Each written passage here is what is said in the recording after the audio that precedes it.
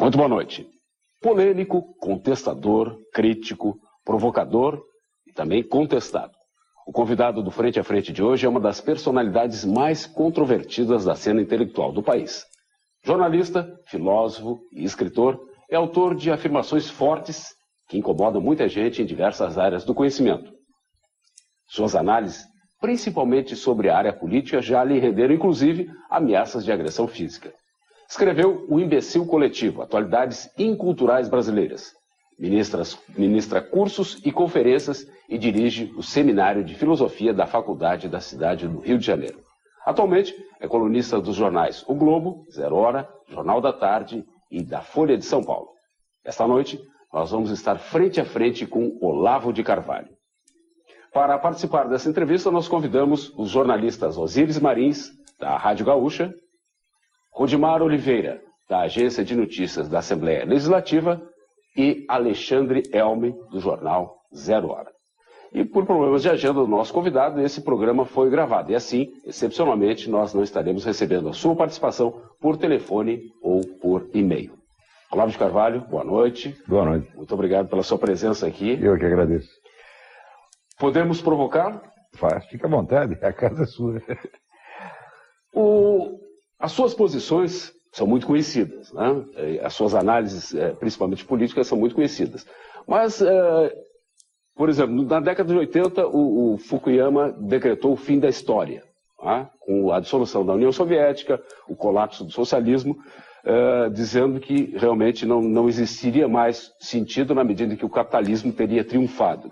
Apesar dessa posição já ter sido criticada, vários pesquisadores, vários analistas não fazem hoje mais uma diferenciação entre esquerda e direita, né, como classicamente se fazia. No entanto, você mantém essa distinção e faz críticas bastante candentes. Uma pequena provocação. Não considera essa posição possa ser criticada e utilizada até uma palavra que não se usa mais, démodé? Bom, eu nunca me interessei em saber se as ideias estão na moda ou não. Interessa saber se elas são verdadeiras ou falsas. Quer dizer, a gente tenta dar uma descrição adequada do estado de coisas. Se isto vai poder aparecer na revista Caras ou não, esse é outro problema. Entendeu? Então, a mim me parece que esta divisão de direita e esquerda, que o pessoal diz que acabou, ela continua perfeitamente funcional. Ela existe ainda, ela está atuante. Agora, a inexistência da divisão foi uma conversa mole inventada, né, pela direita para enganar-se a si mesmo e pela esquerda para enganar a direita. Aquele negócio de fazer de morto para assaltar o coveiro. Né? O movimento esquerdista no mundo nunca foi tão forte quanto hoje, nem tão forte, nem organizado, nem tão integrado quanto é hoje. E negar que existe um confronto entre esquerda e direita é a mesma coisa que dizer que a esquerda já venceu. Né? Não. Você considera que existe ainda. Mas se nós considerarmos que hoje existe. Nós temos muito poucos países no mundo que se dizem socialistas e esquerdistas. Temos exemplos típicos como Cuba, a grande maioria, a própria China, né, que teoricamente é socialista, mas que tem na prática um regime capitalista. Mas como é que funciona isso? Se fosse por esse critério, nem mesmo a Rússia do tempo de Lenin seria socialista. A primeira coisa que Lenin fez foi abrir o mercado e fomentar o capitalismo.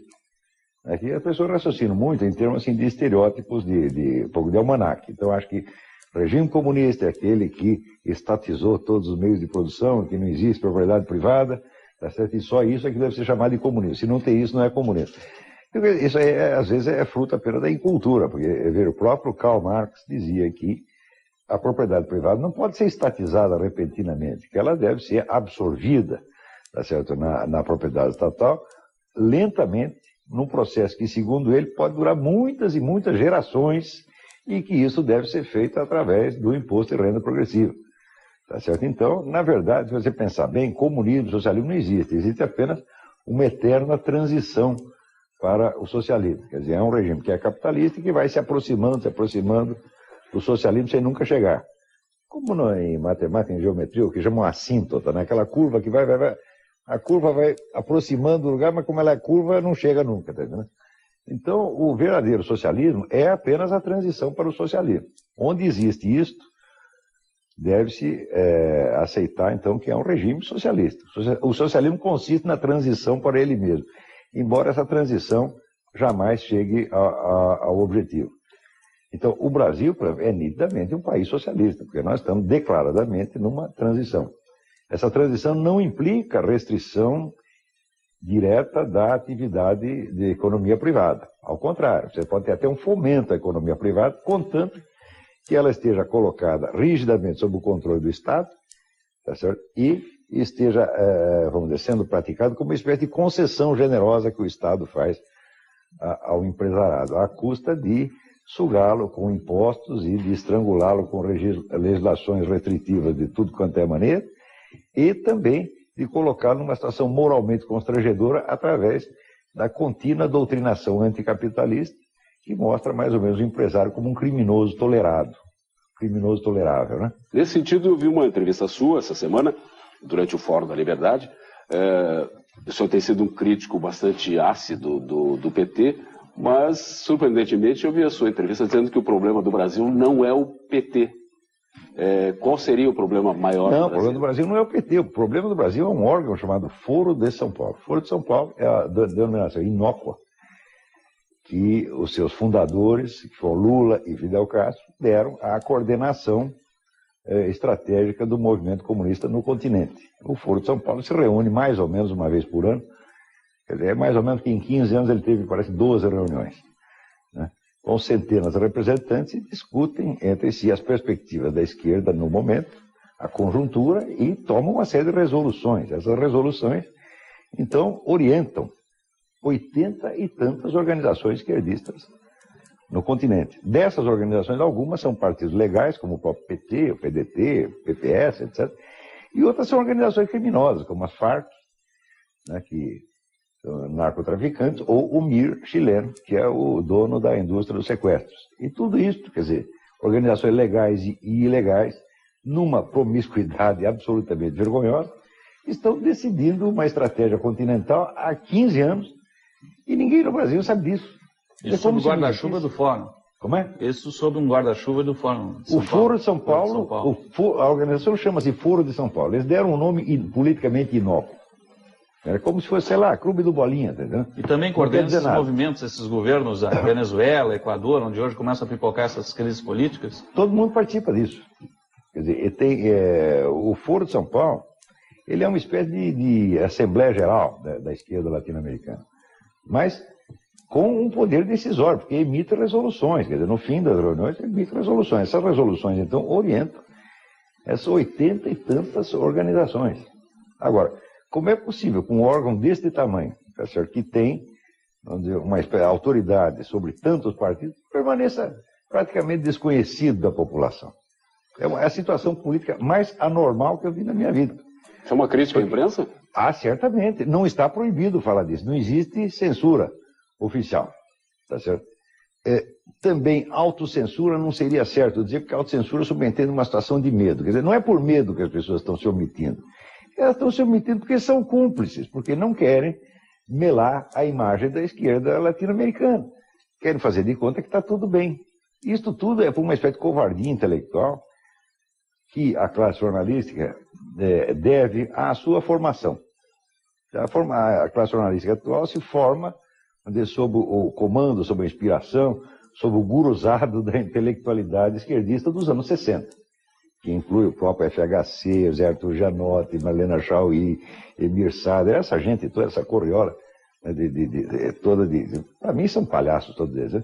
Intelectualmente são absolutamente pessoas desprezíveis, todos eles sem exceção, mas politicamente tiveram uma influência muito grande sobre a formação da minha geração e das gerações subsequentes. O jornalista, então, não ousa desafiar a autoridade espiritual dos seus gurus e continua, então, né, evitando qualquer coisa que possa macular a imagem, não do PT, mas da esquerda em geral.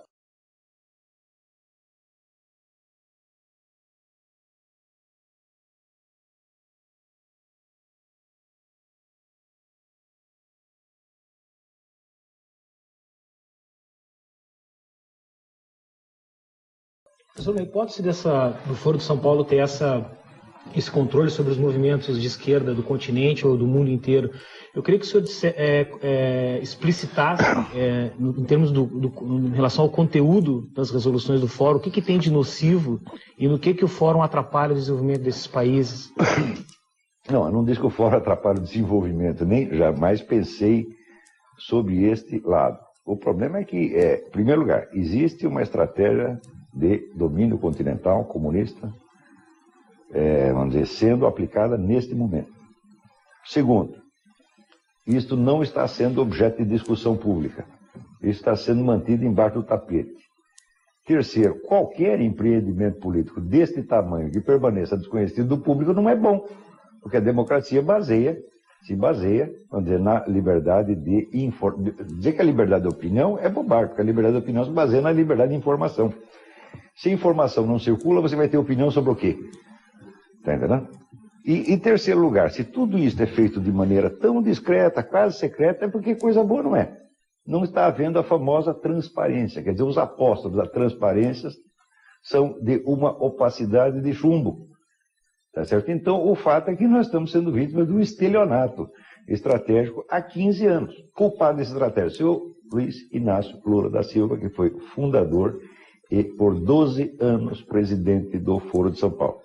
O senhor disse que o Foro de São Paulo coloca no mesmo patamar partidos políticos como o PT e organizações criminosas. Isto. O senhor citou as Farc. Isto. Que relação o senhor vê entre o PT e essas ditas organizações criminosas que o senhor falou? Não, a relação está dada oficialmente nas atas do Foro de São Paulo. Eles são organizações que juntas decidem uma estratégia. O que uma vai fazer em benefício da outra e a outra em benefício da uma. Até em 2000, não lembro se no fim de 2001 ou começo de 2002, quer dizer, poucos meses antes do Lula se eleger presidente da República, quando ele ainda era o presidente do Foro de São Paulo, o Foro assina uma declaração unânime, tá certo? Isentando as Farc de qualquer culpabilidade por narcotráfico, as Farc são lindas, maravilhosas, e acusando o governo colombiano de praticar contra elas terrorismo de Estado. Quer dizer, pela declaração, o criminoso é o governo da Colômbia, as Farc são sacrossantas. E isto o Lula assinou pouco antes de ser presidente. Do mesmo modo que as Farc assinaram várias declarações no Foro de São Paulo, várias resoluções que beneficiavam o PT. Quer dizer, em 94, por exemplo, tinha lá uma resolução geral de que todo mundo deveria se esforçar para ajudar o Lula a chegar à presidência, se não imediatamente, ao menos mais tarde. Até o Fidel Castro, na época, dizia que a eleição brasileira não era tão importante. O importante era primeiro consolidar o Foro de São Paulo. Como de fato foi feito, primeiro consolidar e depois botaram o Lula na presidência. Então você tem esse sistema, vamos dizer, primeiro você tem a estratégia geral, que é decidida nas resoluções. E segundo, você tem a ajuda mútua. Se esta ajuda toma a forma de contribuição financeira, como pretende haver, ou não, eu acho que é indiferente, porque a coisa é imoral nos dois casos. E é imoral, sobretudo, por ser tão secreto. Professor, que decisões do atual governo, do presidente Lula, evidenciam resoluções do Foro de São Paulo? Toda a estratégia do atual governo, toda essa aproximação, né, com esse eixo Lula, Castro, Chaves, já estava decidido no Foro de São Paulo com anos e anos de antecedência. Agora, para você ver como a nossa imprensa, sobretudo do Rio e São Paulo, aqui um pouco menos, a imprensa do Rio de Janeiro e de São Paulo é calhorda. Em 2001, mais ou menos, houve um analista político americano chamado Constantine Mendes, que é do Hudson Institute, e ele fez análise dizendo que estava em formação o famoso eixo Lula-Castro-Chaves. A imprensa brasileira inteirinha disse que aquilo era mentira, que era uma invencionice, que o sujeito era um agente do mal, etc. Mas inventaram coisas, até um sujeito chamado Márcio Moreira Alves escreveu, aproveitando a circunstância de que o artigo do Mendes, entre várias publicações que tinha saído, saiu no jornal também, no Washington Times, que é o jornal do Reverendo Mundo, tá certo? O qual nunca aparece da redação, fica na Coreia, só recebe o dinheiro que ganhou com o jornal. Ele dizia que o Mendes é um agente do Reverendo Mundo, que estava dizendo isso para fazer uma lavagem de imagem do mundo, porque o mundo estava sendo investigado aqui. Em suma, comprometia o Mendes, que era um homem seríssimo, cientista político, com a figura do Reverendo Mundo, tudo isso para sujar. Isso é desinformação, isso é melar melar a foto para que ninguém perceba o que está lá. O fato é que a aliança anunciada pelo Mengues não só já é uma realidade hoje, como já estava anunciado nos próprios documentos do Foro de São Paulo. Tá certo? Então, esse seu Márcio e outros tantos jornalistas mentiram. Estão enganando o público. Quer dizer, chega uma informação correta, verdadeira, eles imediatamente tratam de disfarçar. Por quê? Porque não são jornalistas. São agentes de influência. Você está compreendendo? A função dessa gente na mídia não é informar de maneira alguma, muito menos refletir. É defender certas forças políticas muito determinadas. O senhor acredita que exista um movimento no sentido de levar a América Latina para o comunismo? Não acredito não, é eles mesmos que dizem. O lema do Foro de São Paulo, o lema da reunião, da quarta reunião, foi o seguinte: vamos reconquistar na América Latina o que perdemos no leste europeu. A gente vai parar com essa mania de tratar tudo como se fosse opinião. O senhor acha? Não, o senhor não acha, está lá no documento. Eu não acho nada. Talvez isso nem esteja acontecendo, mas que eles dizem que estão fazendo, estão. Está compreendendo? Então, existe opinião, existe fato. No Brasil, essas duas coisas não são mais distintas. Tudo é tratado como se fosse opinião, coisa subjetiva. E isso aí nos impede de nos defender contra perigos que nos ameaçam. Então, toda essa maluquice que o Chaves está fazendo, tudo isso podia ter sido impedido, se as pessoas tivessem sido informadas em tempo. Se, vamos dizer, quando esse Mengues anunciou a formação do eixo Lula-Castro-Chaves, o pessoal, em vez de sujar a reputação do Mengues, tivesse ido investigar os documentos, tá certo? Talvez menos gente tivesse votado em Lula. Tá certo? E nós teríamos escapado de muito. Não digo que o outro candidato fosse bom, que o outro candidato era medonho. Tá entendendo? Mas, pelo menos, o pessoal poderia pensar um pouco mais. Aliás, a eleição, note bem, a nossa eleição tinha 4 candidatos. 3 eram membros do Foro de São Paulo. PDT era membro, PPS era membro, PT era membro. Portanto, já tinha uma estratégia conjunta decidida nas assembleias do Foro. Quantos eleitores brasileiros ficaram sabendo disso? Nenhum. Isso foi escondido pela mídia. Ninguém quis tocar no assunto. O 4º candidato, que é um covardão, chamado José Serra, foi devidamente informado de tudo e não quis abrir a boca sobre isso. Então é cúmplice também. Então o resultado da eleição foi politicamente uma fraude.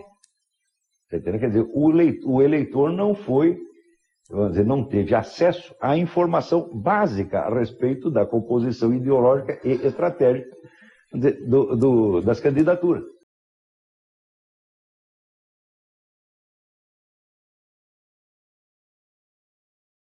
Tem alguma coisa boa na imprensa brasileira ou nada se salva? Porque pelo que eu estou vendo até agora, o senhor só tem críticas. Você tem o Denis Rosenfield, você tem o Ali Camel, você tem o Meira Pena, que de vez em quando escreve, tem o Reinaldo Azevedo, tem muitos, dá para contar nos dedos. Eu acho que tem uns 6 ou 7 jornalistas excelentes, tá entendendo?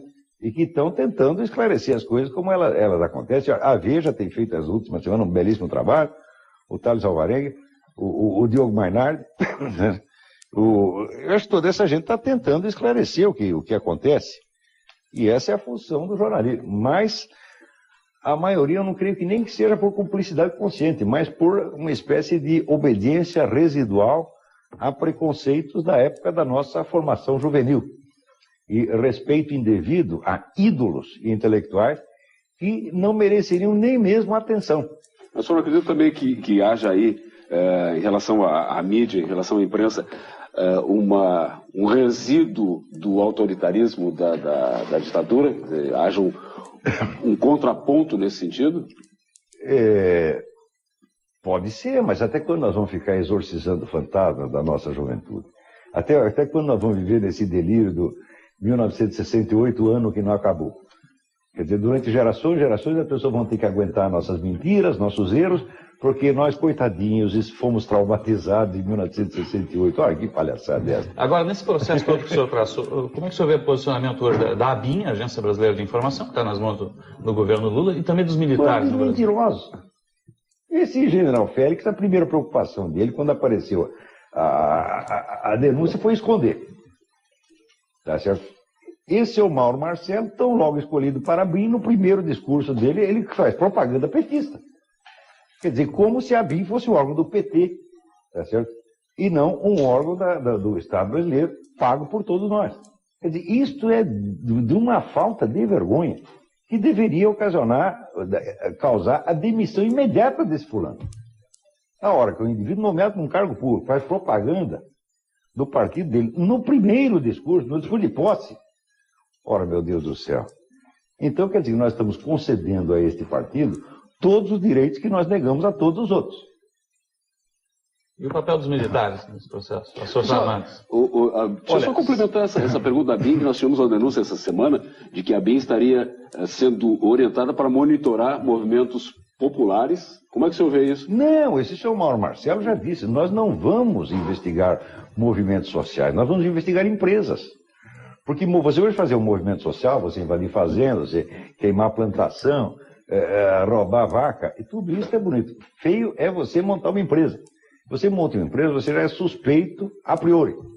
E ele disse isto, não investigamos movimentos sociais, investigamos empresas. O que é isto? Significa que a BIM, na cabeça deste fulano e na intenção dele, é para ser usado como um instrumento de luta de classe, que criminaliza o capitalismo e protege o revolucionário, o guerrilheiro, até o narcotraficante, uma vez que narcotráfico e guerrilha são a mesma coisa. Então, a Farc está fora de suspeita. Não pode falar mal da Farc. A Farc, nós sabemos perfeitamente que líderes das Farc percorriam o Brasil sob a proteção do nosso governo. Aqui foram recebidos no Palácio como hóspedes oficiais pelo seu Olívio Dutra, quase ao mesmo tempo em que o Fernandinho Beiramar, preso na Colômbia, confessava que comprava 200 toneladas anuais de cocaína das Farc para distribuir no mercado brasileiro. Quer dizer, ao mesmo tempo em que esta entidade, Farc, tá certo, é acusada de injetar 200 toneladas de cocaína no mercado brasileiro, os seus representantes continuam sendo bem tratados e vão lá sentar no colo do seu Olívio Dutra, que passa a mão na cabeça deles como se fossem bebês encantadores. Tudo isto é de uma sem-vergonhice, e o país que aceita isso é de uma covardia tão grande, é certo, que a gente acaba ficando com vergonha. Em relação a essa pergunta do Osiris sobre o papel dos militares, que eu acho que é importante também.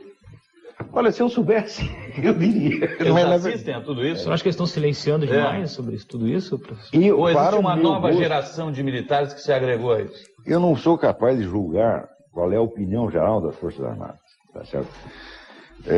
Melhor seria perguntar para esses camaradas que não largam do quartel, como o seu Márcio Moreira Alves, por exemplo, né? Que é um sujeito que há 20 anos só, né, vive de lisonjear militares, e ainda chama os outros de vivandeiras de quartel. É incrível, o negócio leninista do xingue-os do que você é. Tá? Então, eu realmente não sei, eu não tenho informação suficiente para dizer isso. Queria eu saber, porque esse é um fator decisivo. O que as Forças Armadas acham disso? Acho que elas estão muito quietas. A gente sabe que existem grupos, às vezes, que publicam jornaizinhos, essa coisa, reclamam contra isso, mas não sei nem se não sou capaz de dizer nem se eles têm uma visão clara do que está acontecendo e do tamanho do problema que está sendo criado. O que está acontecendo, professor? No passado, havia entre os militares um maior inconformismo político, até contra articulações como essas que o senhor está falando, articulações do comunismo internacional, ideias socializantes.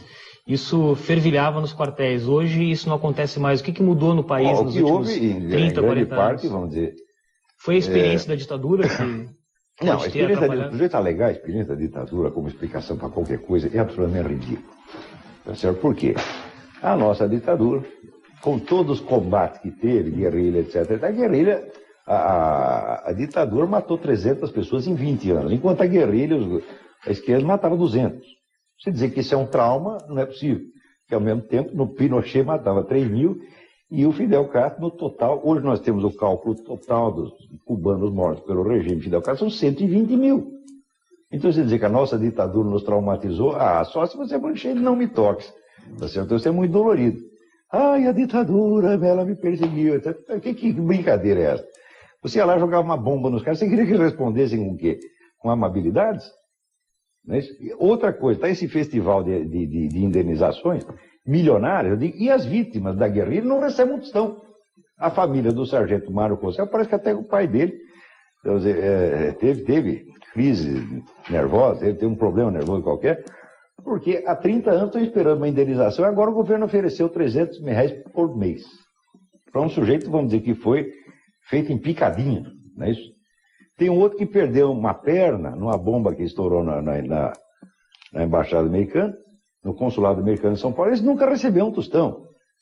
Em suma, você tem 200 vítimas da guerrilha, pelo menos, tá certo? E dessas, nenhuma recebeu indenização nenhuma. Então, o Brasil tem dois tipos de pessoas. Tem as vítimas meritórias e tem, né, as vítimas condenáveis. Inclusive este, que não tinha nada a ver com a história, está passando na frente do consulado, pum, arrebenta a bomba e a perna dele desapareceu. Então, com tudo isso, nós estamos sendo deseducados, nós estamos aprendendo a ver as coisas por uma ótica morbidamente partidária e nunca fazer exigências idênticas aos dois lados. Quer dizer, nós permitimos, esse pessoal da esquerda, que tenham todos os direitos, que façam o que bem entendem, tá certo? E ninguém pode reclamar, porque eles são santos, eles são sem pecado, como disse esse idiota, tá certo? Desavergonhado do Presidente da República, porque o homem que entra numa igreja para comungar sem ter confessado, e ainda diz que não tem pecado, ele mostra que não tem consciência moral nem religiosa nenhuma. Tá certo? É um zumbi, não tem consciência moral, chama-se sociopatia. Não ser capaz de julgar moralmente os próprios atos chama-se sociopatia. E nós somos governados por um sociopata, que no instante em que ele faz um assinte, um insulto contra a igreja a que ele pertence, desse mesmo instante diz: eu sou um homem sem pecado. Então ele não é capaz de se julgar a si mesmo. É gravíssimo isso. Está entendendo? As pessoas não estão querendo dar a medida correta. Tá certo? E se a gente dá, a pessoa está exagerando. Eu digo: não sou eu que estou exagerando, você está atenuando. Nós entramos num país de eufemismo. Nós já temos uma tendência de eufemismo por causa da herança portuguesa. Em Portugal, é um país que todo mundo é Vossa Excelência, né? E tudo é dito de maneira eufemística. Mas aqui no Brasil, o eufemismo já virou a apoteose do eufemismo. O Frente a Frente dessa noite está entrevistando o jornalista, filósofo e escritor, bastante polêmico, Olavo de Carvalho. Nós vamos a um breve intervalo e já voltamos.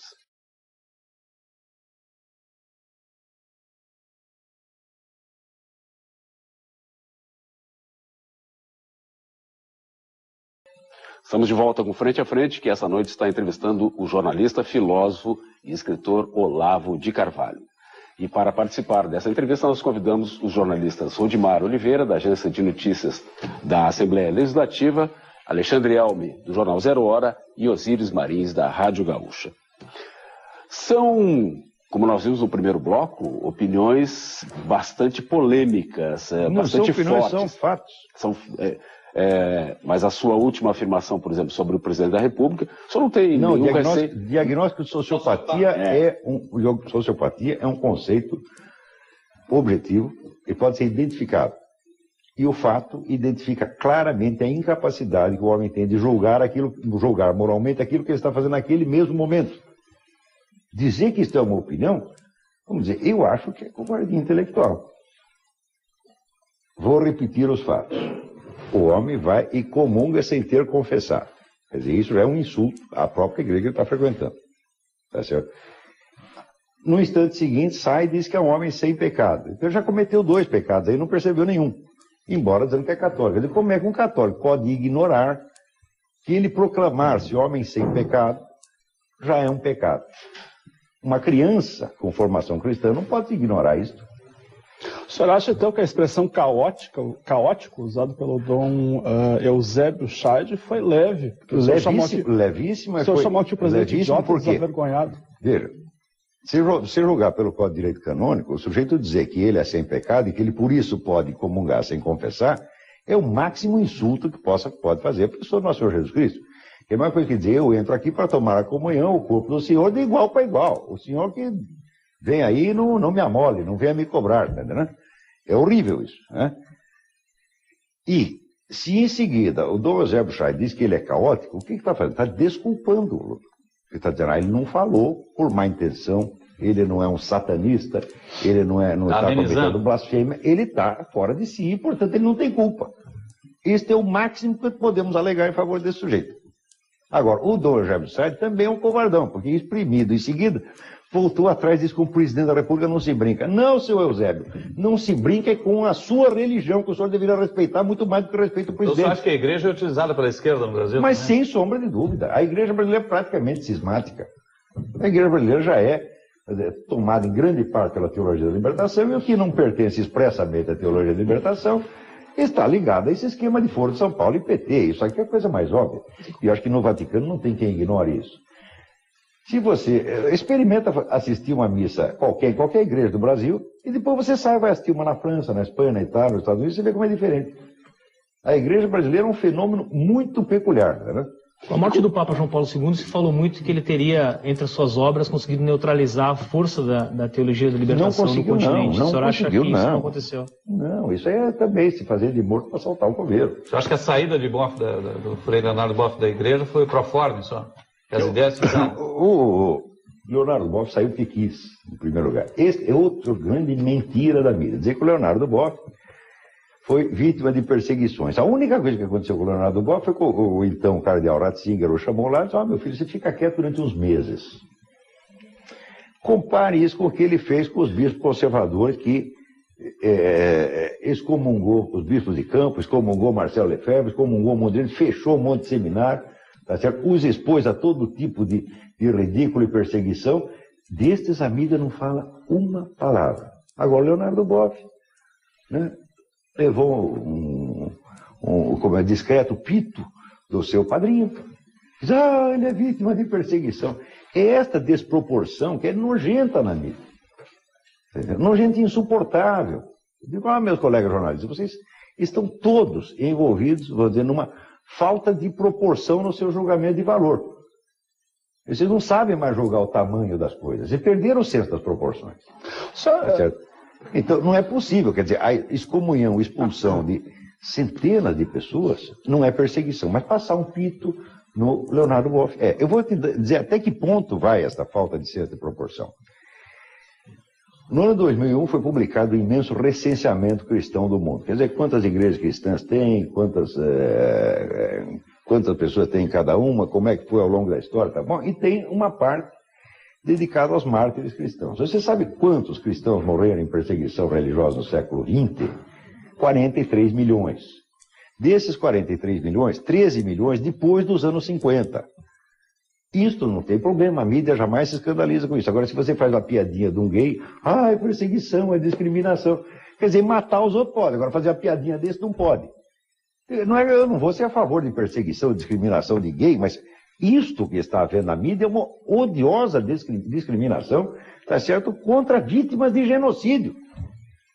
Então, meus colegas, vocês são culpados de cumplicidade com o genocídio cristão, porque vocês ou o escondem ou o legitimam inventando mentira contra a Igreja Católica. Outro dia eu liguei na TV Gazeta e estava um idiota fazendo um programa de cinema, e aparecia um filme sobre as cruzadas, e ele dizia que as cruzadas foram feitas para cristianizar à força os pobres muçulmanos.